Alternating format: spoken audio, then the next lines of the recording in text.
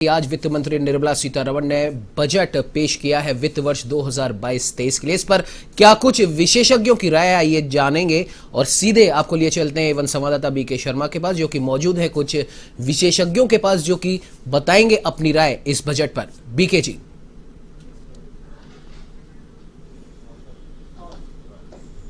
मैं दूसरे मुद्दे पे दे दूं नंबर।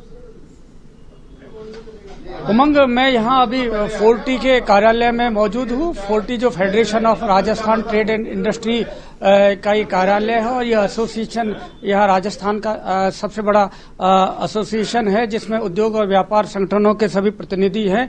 और यहाँ आप देखेंगे कि A1 टीवी पर यहाँ बजट का ये विश्लेषण देख रहे हैं। पहले लाइव सीधा प्रसारण भी देखा और इसके बाद में यहाँ A1 टीवी के माध्यम से अब प्रतिक्रिया देने के लिए जो 40 के विभिन्न पदाधिकारी हैं, जो अपने आप में अलग अलग जो सेक्टर है उसको रिप्रेजेंट करते हैं, वो सभी हमारे साथ मौजूद हैं। इनसे बात करेंगे। सर, कैसा रहा बजट आपकी नजरिए से? ओवरऑल एवरेज बजट है और आरबीआई जो डिजिटल करेंसी ला रही है वो स्वागत योग्य कदम है। डिजिटल करेंसी का स्वागत किया है। सर, आप एनर्जी सेक्टर से जुड़े हुए हैं, खासतौर से सोलर के लिए, क्योंकि काफी प्रमोशन की जरूरत है। सरकार ने पहले कुछ प्रावधान किए थे, लेकिन उसमें बाद में राज्य सरकारों की ओर से ज्यादा प्रोत्साहन नहीं मिला। इसके कारण अब कुछ केंद्र सरकार ने कुछ किया है इसमें। केंद्र सरकार अब मैन्युफैक्चरिंग पे बहुत फोकस कर रही है, सोलर कंपोनेंट की मैन्युफैक्चरिंग के ऊपर, और उसके ऊपर उन्होंने एक एलोकेशन और किया है। PLI स्कीम है, प्रोडक्शन लिंक्ड इंसेंटिव, सब्सिडी कह सकते हो आप, प्रोडक्शन को ज्यादा बढ़ाने के लिए। उसमें इनको MSME के लिए जो मैन्युफैक्चरिंग कंपोनेंट है उसके ऊपर फोकस भी करना चाहिए साथ के साथ। अब ये सेल्स के ऊपर, पॉलीसिलिकॉन के ऊपर ज्यादा फोकस कर रहे हैं, जो एक छोटा एंटरप्रेनर नहीं कर सकता। तो राजस्थान के लोगों के लिए मेरी डिमांड है कि आप स्ट्रक्चर के ऊपर, केबल्स के ऊपर, मॉड्यूल्स के ऊपर PLI दी जाए, ताकि छोटे लोगों को, MSME सेक्टर को इसमें फायदा हो। MSME के लिए। और गिरधारी जी, कैसा रहा ये बजट आपके अंदाज से? सर, बजट नॉर्मल ही है, क्योंकि इसमें कुछ जो स्लैब है, टैक्स स्लैब, उसमें कोई चेंज नहीं किया, सब पुरानी तरह ही है। उम्मीद तो बहुत थी कि इसमें टैक्स स्लैब बढ़ेगी और गांव के जो पलायन रोकने के लिए कुछ छोटी स्कीम्स इनको देनी थी, वो भी अभी तक कुछ ऐसा लग नहीं रहा। नरेश जी, ऑटोमोबाइल सेक्टर से भी आप जुड़े हुए हैं और 40 के महासचिव हैं। कैसा रहा आपके अनुसार ये बजट? बजट बैलेंसिंग दिया है एकदम। केंद्र सरकार ने जो EV को बढ़ावा देने के लिए इन्होंने चार्जिंग स्टेशन हाईवेज पर लगाने के लिए कहा है। मेरा सरकार से, हमारा पहले भी अनुरोध रहा है हमारे एसोसिएशनों का, कि इसमें कॉमर्शियल व्हीकल्स को भी EV के दायरे में लाने की जल्द से जल्द घोषणाएं की जानी चाहिए, ताकि पॉल्यूशन से और इससे महंगाई की, जो डीजल की और इसकी महंगाई की मार है, उससे बचा जा सके और महंगाई पर भी काबू पाई जा सके। 40 अध्यक्ष सुरेश अग्रवाल, सर, काफी दिनों से आपने कई सारे सुझाव भी दिए हैं सरकार को, तो क्या इसमें उम्मीदें पूरी हुई बजट में? बजट में जैसे पहले हम उम्मीद ये कर रहे थे कि पिछले 2 साल से व्यापार उद्योग काफी मंदी के दौर में है और सरकार ये बजट हो सकता है व्यापार और उद्योग को समर्पित करे, पर व्यापार उद्योग के लिहाज से देखा जाए तो कोई बहुत विशेष बजट नहीं है। हाँ, हालांकि 1,30,000 करोड़ रुपए जो MSME को देने की घोषणा की है, वो एक बड़ा फंड है। वो उस फंड से डेफिनेटली अगले साल व्यापार उद्योग में एक तेजी आएगी, या व्यापार उद्योग जो तकलीफ में है उसको एक राहत की उम्मीद है। पर एक्सपोर्ट में बहुत बड़ी उम्मीद है कि एक्सपोर्ट में सरकार कुछ न कुछ सब्सिडी या फंडिंग और कराएगी, उसमें सरकार ने बिल्कुल भी ध्यान नहीं दिया है। 40 के कार्यकारी अध्यक्ष अरुण जी, कैसा रहा सर बजट?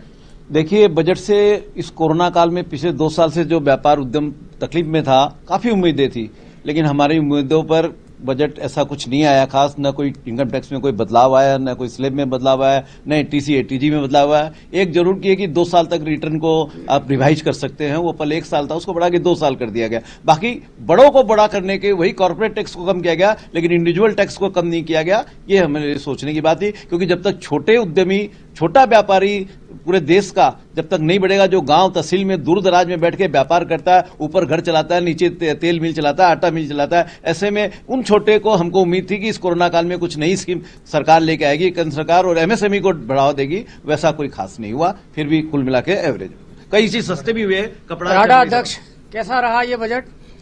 खास करके हमारे ट्रांसपोर्ट लाइन के लिए कुछ भी ऐसा इसमें बजट में नहीं दिया। गवर्नमेंट ने किसी भी तरह की कोई छूट नहीं दी है। पूरा ट्रांसपोर्ट लाइन, पूरा इंडिया की पूरी मार्केट, एक स्टेट से दूसरे स्टेट में हम लोग माल इधर से उधर करते हैं, लेकिन बहुत उम्मीद लगा के बैठे थे गवर्नमेंट से कि कुछ न कुछ हमारी लॉजिस्टिक विभाग के लिए कुछ छूट मिलेगी, उसमें कुछ भी छूट नहीं मिली है। लॉजिस्टिक में। वनेश जी, आप तो एग्रीकल्चर ट्रेड को हाँ, वैसे अन्नदाता के लिए काफी कुछ होने की उम्मीद थी, परंतु वाटर पंपिंग सेट और इसके पार्ट्स, वायर, केबल, इन पे टैक्स कम करने की हमें उम्मीद थी। हमने ज्ञापन भी भेजा था, परंतु ऐसा कुछ लगा नहीं इस बजट में।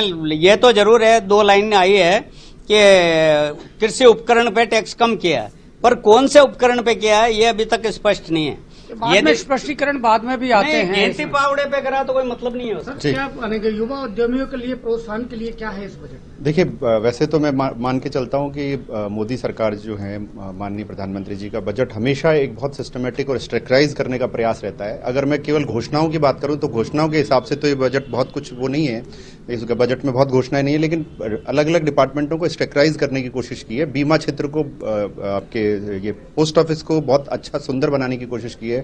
पोस्ट ऑफिस को बैंक के शेप में बनाने की कोशिश की है ताकि फ्यूचर के अंदर पोस्ट ऑफिस से ट्रांजैक्शंस ऑनलाइन हो सके या बैंकों से उसका कनेक्शन हो सके। इसके अलावा जो इन्होंने एक अलग अच्छी घोषणा की, रिटर्न्स के अंदर रिवाइज का प्रोविजन किया 2 साल का। एक इन्होंने स्टार्टअप्स के लिए अच्छा प्रोविजन दिया है कि स्टार्टअप अगर चाहे तो 1 साल 3 साल का पहले था स्टार्टअप को बेनिफिट, केंद्र सरकार की पिछली घोषणाओं में स्टार्टअप पॉलिसी के अंदर, अब उसमें 1 साल और बढ़ाया इन्होंने, 2023 तक उसको बढ़ाया है। इसके अलावा रेलवे के अंदर पीपीपी मोड पे किया है। एक्चुअल में ज्यादातर डिपार्टमेंट को वास्तव में इस बजट में घोषणाएं न करके स्ट्रक्चराइज होना था, तो वो एक अच्छा प्रयास है कि हर डिपार्टमेंट अपने एक अलग स्ट्रक्चर में उसके बजट प्रोविजन के हिसाब से जा रहा है, क्योंकि घोषणाएं तो पिछले सालों में बजट तो एलोकेट हो चुका है, वो बजट आज भी पेंडिंग है उन डिपार्टमेंटों के साथ। तो उन डिपार्टमेंटों को सुंदर और अच्छे स्ट्रक्चराइज रूप में होगा तो बेहतर देश का विकास होगा। विकास जी, महंगाई एक बड़ा मुद्दा देश के सामने, इस बजट में कुछ ऐसा है कि महंगाई से निजात मिल सके या कुछ राहत मिल सके? बिल्कुल भी नहीं। सरकार ने कतई महंगाई के ऊपर कोई ध्यान नहीं दिया, ना उसको कम करने की तरफ उनकी कोई सोच नजर आ रही है दूर दूर तक, बल्कि जो भी डिसीजन और जो भी चीजें हो रही है उससे महंगाई कम होने का सवाल ही पैदा नहीं होता।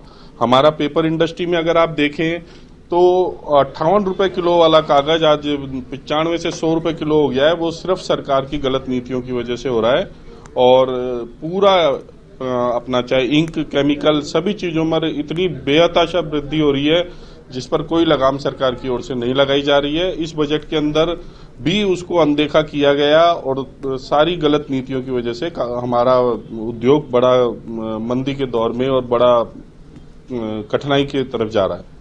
तो पेपर इंडस्ट्री की ये डिमांड पूरी नहीं हुई, तो यहाँ ये उमंग देखा आपने, अलग अलग सेक्टर के प्रतिनिधि थे, इनमें ये मिली जुली प्रतिक्रिया है।